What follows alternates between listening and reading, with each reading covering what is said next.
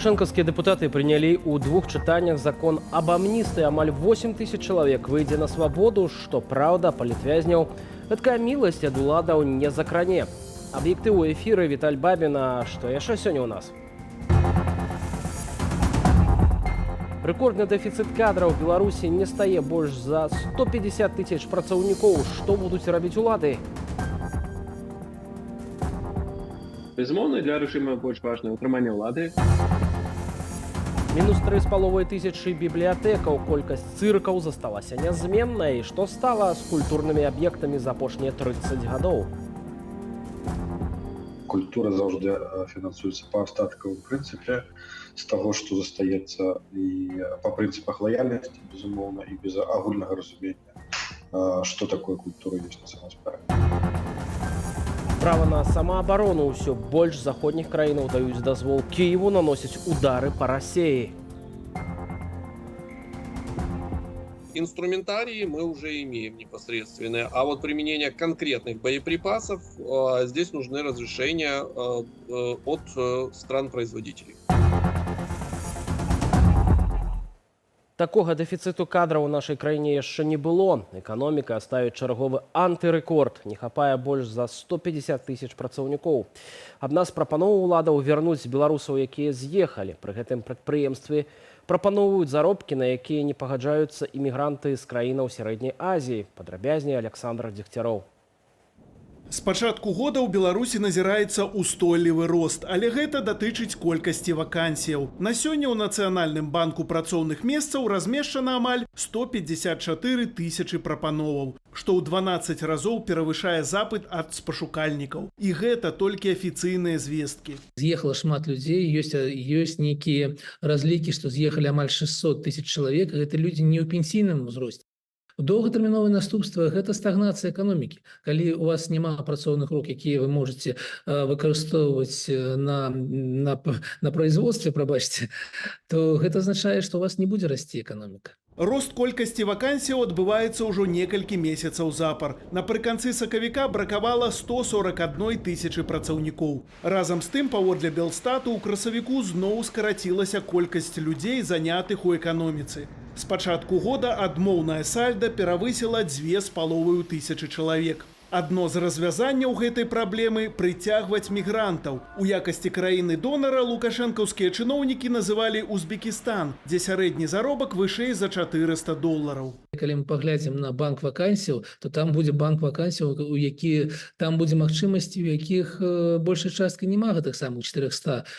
Таму гэтае самае хуткае рашэнне для Беларусі недасяжна. І нейкіх іншых рашэнняў у сённяшнім рэжыме няма. Улады не першы год кажуць пра крытычную сітуацыю на рынку працы і прапаноўваюць розныя захады, сярод якіх вяртанне на прадпрыемствы пенсіянераў і амаль што запрыгоньванне працаўнікоў. Чарговую ідэю агучыла намесніца міністра эканомікі Тацяна Бранцевіч. На першым месцы паводле актуальнасці для Беларусі павінна быць задача не прыцягнення новых працоўных рэсурсаў здалёк, а ўтрыманне сваіх кадраў. А яшчэ лепш вяртанне суграмадзянаў, якія эмігравалі. Паводле Генеральнай пракуратуры летась праз так званую камісію вяртання у Беларусь прыехалі толькі 10 чалавек. Пры гэтым ва ўсёй краіне працягваюць звальняць беларусаў з палітычных матывах. А на працу не возьмуць, калі чалавек адбываў адміністратыўны тэрмін у так званых пратэставых артыкулах. У красавіку журналісты выдання «Зеркала» пад выглядам такіх людзей тэлефанавалі ў 6 найбуйнейшых беларускіх заводаў. Ім паўсюль адмовілі. Для рэжыма больш важна ўтрыманне ўлады. Увогуле для ўсіх аўтарытарных рэжымаў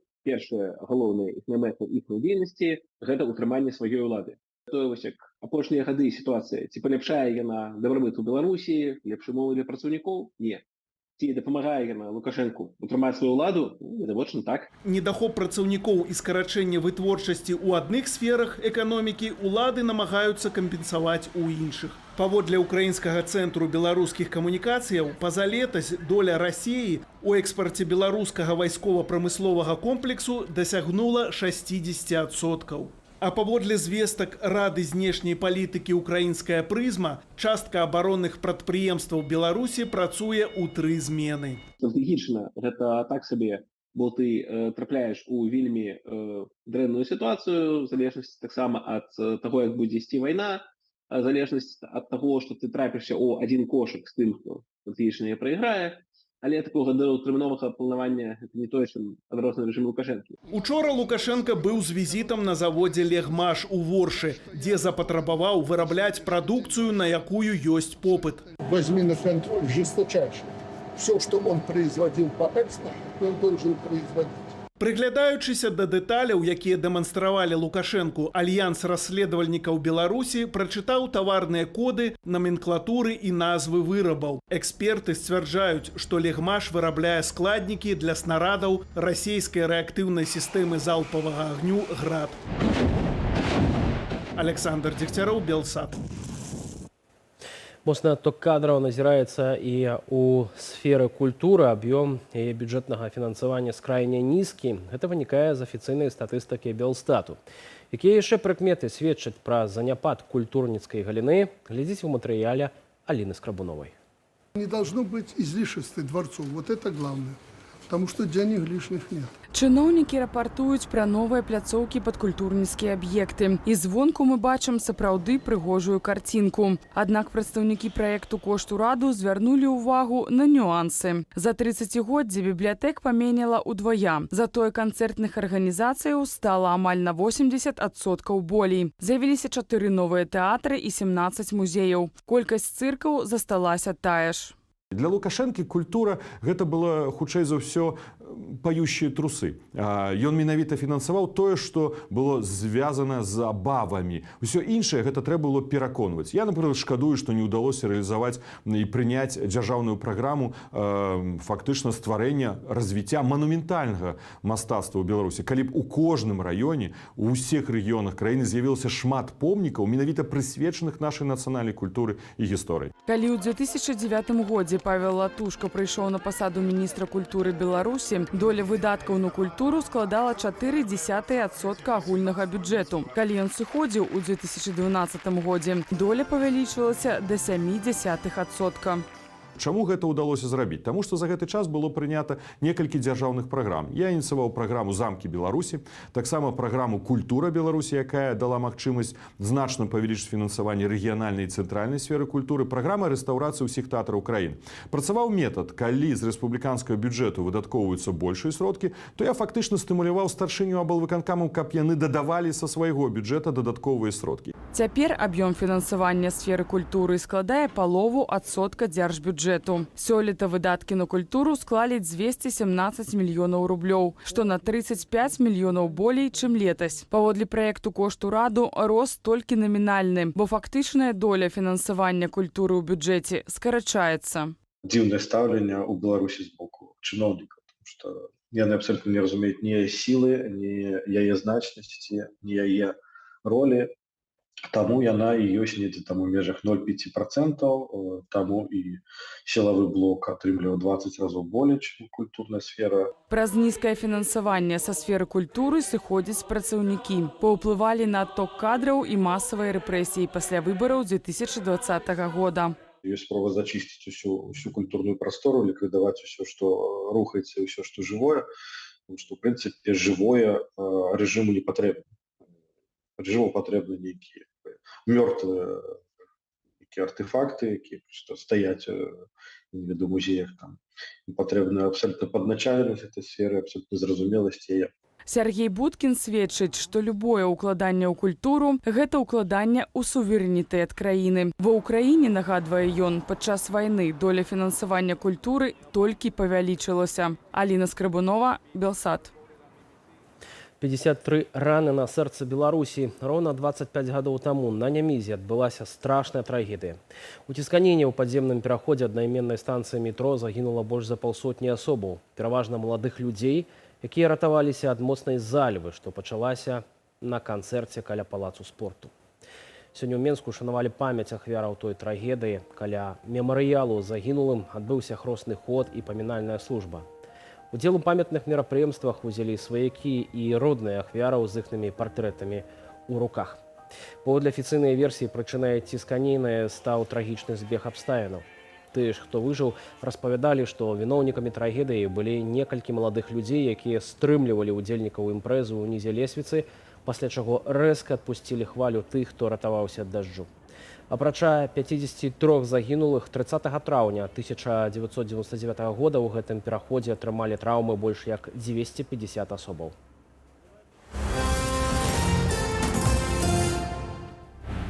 Нечаканае падаражэнне цана польскай доўгатэрміновай візы вырасла адразу ў 4 разы. Цяпер беларусам, якія падаюцца на нацыянальную візу паўторна, давядзецца заплаціць адразу 135 еўраў. Пра гэта паведамляе сайт кампаніі VFS Global. Абнаўленне уступае ў сілу 1 чэрвеня. Пры гэтым цана нацыянальнай візы, якую беларусы будуць афармляць на тэрыторыі Беларусі, застанецца на ранейшым узроўні 35 еўраў. Змяняецца толькі аплата за паўторны разгляд заявы на нацыянальную візу. Вось плата за разгляд заявы на атрыманне шэнгенскай візы, а таксама прыём і разгляд заявы аб паўторным ейным разглядзе, на яе атрыманне застанецца нязменная, таксама 35 еўраў.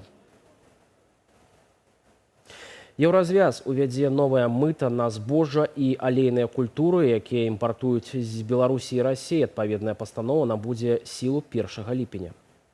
Паводле першага намесніка старшыні Еўракамісіі Валдаса Дамброўскаса, гэты крок дазволіць перадухіліць дэстабілізацыю рынку еўразвязу, а таксама спыніць экспорт збожжа, што расейцы незаконна захапілі ва ўкраіне, і скараціць даходы Расіі для фінансавання вайны.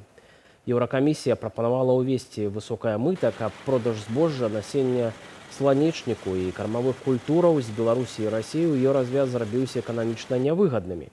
Тарыфы маюць вырасці ад 95 еўраў за тону. Раней урад Літвы ухваліў прапанаваную парламентам забарону на ўвоз 2800 найменняў тавараў беларускага і расійскага паходжання. Гаворка перадусім пра сельскагаспадарчую прадукцыю: мяса, рыбу, малако і малочныя прадукты, яйкі, мёд, гародніну, садавіну, крупы і прадукты іх пераапрацоўвання, цукар. Новыя правілы набудуць моц 3 чэрвеня. А ў Менску, а таксама ў кожным абласным і раённым цэнтрах вызначылі аб'екты, уразлівыя для тэрарыстычных атак. Пра гэта абвясціў міністр унутраных спраў Іван Кубракоў. У пашпартах такіх аб'ектаў будуць пазначаныя звесткі пра іх структуру, колькасць уваходаў і выхадаў. Іншыя навіны Беларусі ў нашым аглядзе. У Берасці на сёння прызначылі судовае паседжанне ў справе памерлага палітзняволенага. У электронным раскладзе на сайце Вярхоўнага суда з'явілася абвестка, датычная працэсу над Александрам Кулінічам паводле так званай знявагі Лукашэнкі. Разгляд справы быў запланаваны на 16 красавіка, але рэч у тым, што падсудны памёр у следчым ізалятары яшчэ 9 красавіка. Былога дэсантніка, падпалкоўніка запасу Александра Кулініча затрымалі 29 лютага ў Берасці за тое, што ён пісаў у інтэрнэце пра расійскую акупацыю Беларусі і выказваў падтрыманне ўкраіне. У Менску міліцыя учыніла рэйд па барах, кавярнях, начных клубах. Звярталі ўвагу на распаўсюд ды ўжыванне наркатычных і псіхатропных рэчываў. За 2 тыдні міліцыянты наведалі блізу 300 забаўляльных установаў у сталіцы. Парушальнікаў выявілі не толькі сярод наведнікаў. Некаторых затрымлівалі проста на працоўным месцы. Знайшлі гашыш, марыхуану, а ў адной дзяўчыны сінтэтычны наркотык альфа-ПВП. Пазней забароненыя рэчывы знаходзілі падчас ператрусаў у парушальнікаў удома. Міліцыянты завялі 10 крымінальных справаў за незаконны абарот наркотыкаў. Таксама ў сталіцы у двары ліцэі БДУ і на фасадзе будынку адкрылі памятныя шыльды ў гонар Лукашэнкі. Маўляў, той садзіў там бярозкі і адкрываў новы будынак ліцэю ў 2001 годзе. У адкрыцці шыльдаў бралі ўдзел міністр адукацыі Андрэй Іванец, дырэктарка ліцэю Таццяна Мамчыц і намеснік старшыні КДБ Сергей Гладышаў. Між тым, у 2020 годзе навучэнцы ліцэю БДУ былі актыўнымі ўдзельнікамі пратэстаў, а Мікалаю Лукашэнку тады давялося забраць дакументы з гэтыя навучальныя установы. На Гарадзеншчыне беларусы арганізавалі народную дружыну на літоўска-беларускай мяжы у пункце пропуску Беняконі-Шальчынінкай. Ініцыятыўная група з тых, хто чакаў праезду за мяжу, склала спіс чаргі. Каманда з некалькі дзясяткаў добраахвотнікаў перакрыла дарогу і пускала толькі паводле спісу. А вось тым, хто спрабаваў праскочыць без чаргі, прапорвалі колы. Праз кардон народных дружыннікаў спрабаваў прарвацца БМВ з літоўскімі нумарамі. Кіроўца збіў мужчыну, які спрабаваў затрымаць машыну і з'ехаў. Літоўская паліцыя прыехала на месца здарэння, але наконт прававых наступстваў для парушальніка звестак няма.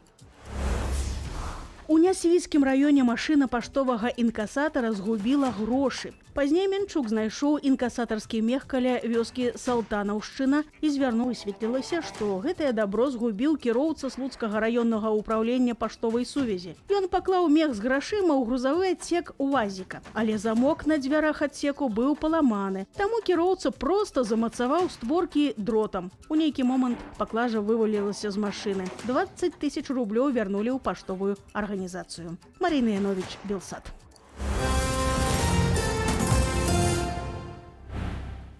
Затрыманым у Польшы беларусам і паляку, што планавалі падпаліць грамадскія аб'екты і будаўнічыя склады на заданне расійскай выведкі, можа пагражаць пажыццёвае зняволенне. Пра гэта паведаміла польскае выданне «Rzecz Pospolita». Паводле спецслужбаў, гэтыя тры асобы планавалі падпаліць важныя аб'екты ў Вроцлаве, сталіцы Ніжнясілезскага ваяводства, у тым ліку завод лакаў і фарбаў. За кожны знішчаны аб'ект расійскія спецслужбы нібыта абяцалі 10 000 еўраў. Паводле выдання «Rzecz Pospolita» падобныя акцыі мелі выклікаць хаос і запалохаць грамадскасць. Паведамляецца, што затрыманыя спрабавалі падпаліць адзін аб'ект у Гданьску, а таксама падпалілі 2 будынкі ў Гдыні і пад Варшаваю. Раней пра намеры расійскіх спецслужбаў арганізаваць масавыя акты сабатажу і дыверсіі ў краінах Еўропы паведамляла выданне Financial Times. Новы завод для вытворчасці артылерыйскіх снарадаў адкрылі ў амерыканскім штаце Тэхас. Прадпрыемства прызначанае на патрэбы ўкраінскай арміі. Штомесяц яно будзе выпускаць каля 30 000 боепрыпасаў для 155-мм гармату. Як гэта паўплывае на сітуацыю на фронце, разбіралася Катерина Градзеева. Вайсковы завод, даражэйшы за $500 мільярда, пабудавалі ў ЗША. Прадпрыемства зоймецца вытворчасцю 155-мм снарадаў для гаубіцаў. Вырабленыя боепрыпасы скіруюць на забеспячэнне артылерыйскіх разлікаў Украіны. Они используются практически во всей номенклатуре артиллерии ствольной, артиллерии как гаубичного буксируемого типа, так и самоходных артиллерийских установок западного образца. Это основной артиллерийский калибр. Он наиболее ходовой для уничтожения противника на больших расстояниях, поскольку он имеет значительно лучшие характеристики по дальности. Прадпрыемства вырабляе 30 000 гаубічных снарадаў штомесяц, аднак да канца года магутнасці заводу павялічыць утрая. Чакаецца, што такі крок забяспечыць патрэбы ўкраінскага фронту, які выкарыстоўвае ад 4 до 7 000 дальнабойных боепрыпасаў штодня, а таксама закрые прарэху ў бяспецы саюзнікаў.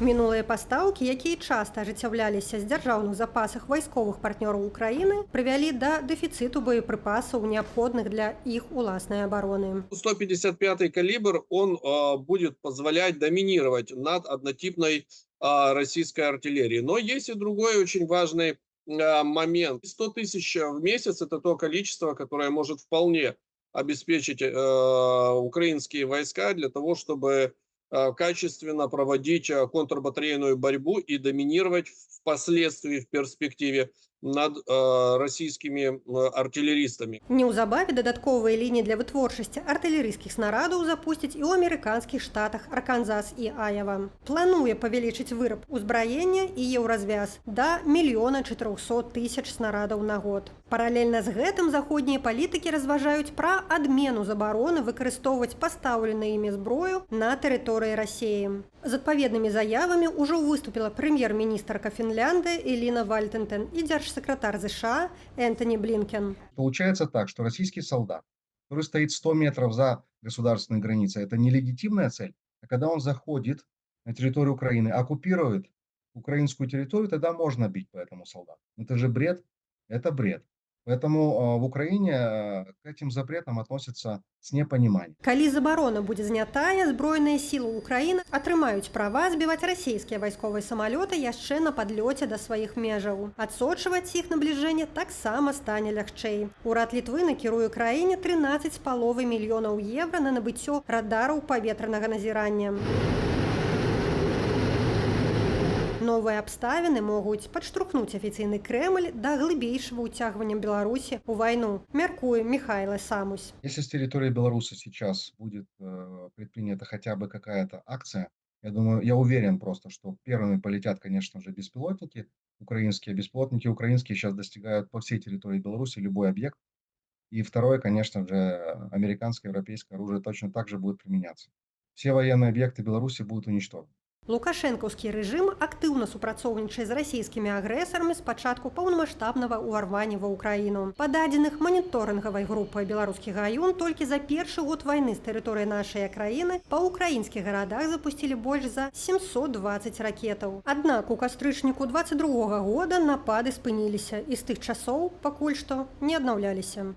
Кацярына Гардзеева, Белсат.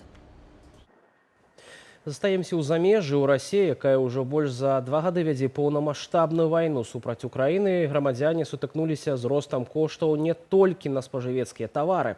Многія скардзяцца на падаражэнне рытуальных паслугаў, паведаміла выданне «Важныя гісторыі». Чаму так сталася? Падрабязнасці ў наступным матэрыяле. Збіраць не на мару, а на пахаванне. Такая цяпер расійская рэчаіснасць. Паводле выдання «Важныя гісторыі», летась сярэдні кошт пахавання ў гэтай краіне склаў амаль 55 тысяч расійскіх рублёў, або прыблізна 2000 беларускіх. Гэта на 16% больш, чым у 2022. У асобных рэгіёнах Расіі рост коштаў быў яшчэ большы. Это, например, Кабардино-Балкария, Адыгея, Калмыкия и так далее. И там прирост составил буквально 50-60%, то есть достаточно много. При том, что сами цены на похороны не очень высокие в сравнении, например, с какими-то другими российскими регионами. То есть в Адыгее это 13 с лишним тысяч за 23 год и 8 тысяч за 22. Аўтары даследавання патлумачылі, што да росту коштаў на рытуальныя паслугі прывёў цэлы шэраг фактараў. У тым ліку інфляцыя, змена курсу валютаў, а перш за ўсё паўплывалі санкцыі, якія Захад увёў супраць Расіі пасля пачатку паўнамаштабнай агрэсіі супраць Украіны. Дорожают материалы, которые обычно используются при, соответственно, захоронении. То есть ранее, например, различные лакокрасочные материалы возились из европейских стран. Теперь этот ввоз невозможен, и, соответственно, Россия ищет какие-то пути импортозамещения, и услуга дорожает. То же самое, например, происходит и с кремацией. Але ж на якія сродкі могуць разлічваць расейцы, каб праводзіць блізкага ў апошні шлях? Федэральная дапамога на пахаванне 1 лютага дасягнула амаль 8400 рублёў. У асобных рэгіёнах гэтая сума можа быць большая за кошт павышальнага каэфіцыенту і дадатковых выплатаў. Мае сэнс і асоба памерлага. Прынамсі, на пахаванне вайскоўцаў дзяржава вылучыць больш сродкаў. Да таго ж, паводле указу Пуціна, сем'і загінулых удзельнікаў гэтак званай спецыяльнай военной операции могуць разлічваць на выплату 5 мільёнаў рублёў. Але ж для большасці пахавання моцны удар па гаманцы. Да, к сожалению, в России размер этого пособия невелик. Ну, то есть даже если сравнивать, например, с Беларусью, да, там как бы сумма побольше, там прям хорошо побольше. И этот момент проблемный, то есть это пробел в законодательстве, по сути, об этом говорят очень много. Уже не первый год. Імаверна, гэтую праблему ў Расіі змогуць развязаць пасля прыняцця цалкам новага закону аб пахаваннях. Пра татальны перагляд дакументу, які дзейнічае з 1996 года у Дзяржаўнай думе казалі яшчэ 2 гады таму. Аднак з таго часу заканадаўства перажыло толькі шэраг змяненняў і дапаўненняў. Ірына Юрыева, Белсат. У Вільні сёння адбыўся ЕГУ-фэст, яго зладзіў Еўрапейскі гуманітарны універсітэт. 20 гадоў таму рэжым Лукашэнкі фактычна прымусіў яго пераехаць з Менску ў сталіцу Літвы. Там ВНУ працягвае даваць еўрапейскую адукацыю беларускім студэнтам. Лекцыі гісторыі поспехаў выпускнікоў Еўрапейскага гуманітарнага універсітэту, кірмаш вакансіяў, канцэрты. Так праходзіў сёлетні яго фэст. Для моладзі гэта была магчымасць даведацца, якія спецыяльнасці цяпер запатрабаваныя найбольш. Пазнаёміцца з патэнцыйнымі працадаўцамі, знайсці вакансіі і стажыроўкі, а таксама паслухаць гісторыю поспеху выпускников ЕГУ. Очень хорошо, когда и полезно, когда студенты ищут заранее способы и возможности для практики, и уже совмещая с учебой можно найти работу, которая тоже совмещается с предметом, который они изучают. Фонтаны расплавальнай лавы і клубы дыму на паўднёвым захадзе Ісландыі. Пачалося вывяржэнне вулкану. Наведнікаў з па-курорту блакітная лагуна эвакуявалі. Спрабуючы перадухіліць далейшыя страты, улады зрабілі штучныя бар'еры, каб накіраваць лаву далей ад інфраструктуры. Вогненнае відовішча без каментара.